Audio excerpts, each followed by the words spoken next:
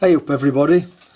Right then, today I'm moving on to part 3 of doing my oak cladding on my outer firebox. So in part 1 and 2, if you've not seen them, you'll have seen where I made these oak strips. So how I'm going to go about doing this then, I'll briefly explain before I move over to the outer firebox. I've got these bungee cords, and I did a video on how to make these bungee cords a while back, quite a while back. So if you're not sure about this, take a look back at my video. It's just simply called how to make bungee cords, and I've made 2 to fit my firebox so that when they go round they're a nice tight fit around the firebox, and I'm going to put one each end of the firebox.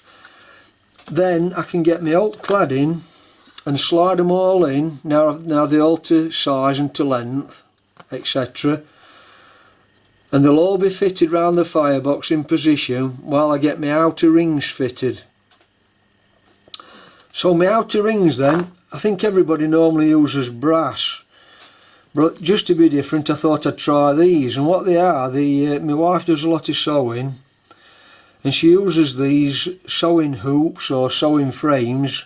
You've got an inner loop where you put your material round, and then this outer loop traps the material and keeps it tensioned up.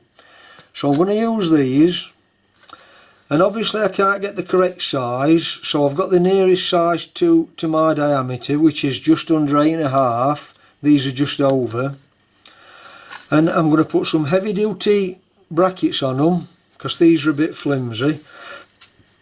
And when I put these brackets on, I'm just going to cut a little bit off the hoop, so that when it closes up it comes to my 8.5 inch diameter that I'm looking for. So I'm going to put these brackets on then, make these fit the size I need, and then we'll move over to the outer firebox and take a look at how I'm going to fit this oak cladding.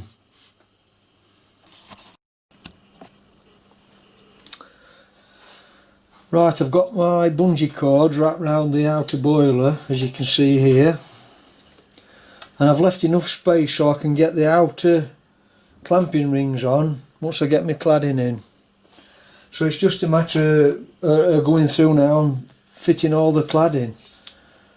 Let me get the right one first. That's for that one.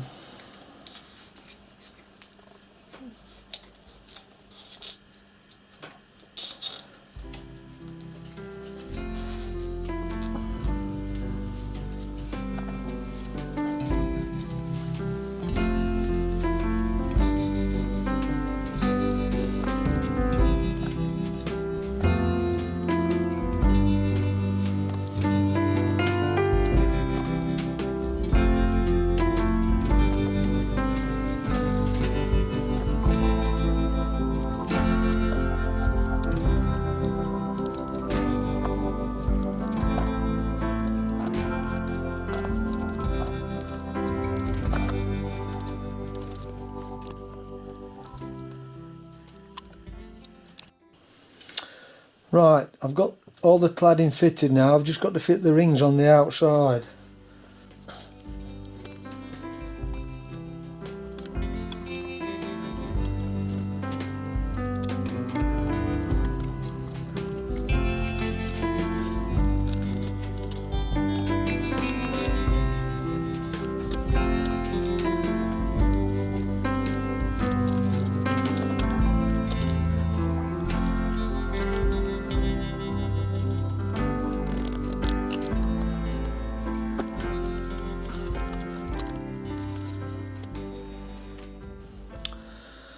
Right, I think that's it then for this part. I've got both the clamps are clamped up now, and a light sanding, then I'll give it a coat of varnish at a later date, and then my cab's ready for going on after that.